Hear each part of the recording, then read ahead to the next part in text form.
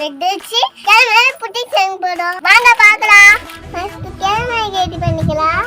First sugar போட்டுக்கலாம். Water add பண்ணிக்கலாம். எல்லாம் மிக்ஸ் பண்ணிக்கலாம். ப்ரௌன் கலர் ஆகிடும்.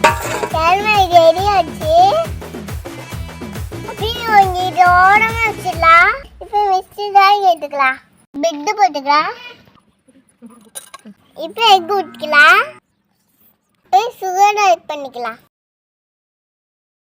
டீ ஏலக்காய் போட்டுக்கலாம். இப்போ மிளகு ஊற்றிக்கலாம். நல்லா கிரைண்ட் பண்ணிக்கலாம். கிரைண்ட் பண்ணா கேரமெல்ல ஊற்றிக்கலாம். இப்போ வேக வச்சுக்கலாம். மூடி போட்டுக்கலாம். கேரமல் ரெடி ஆயிடுச்சு. கேக் ரெடி ஆயிடுச்சு.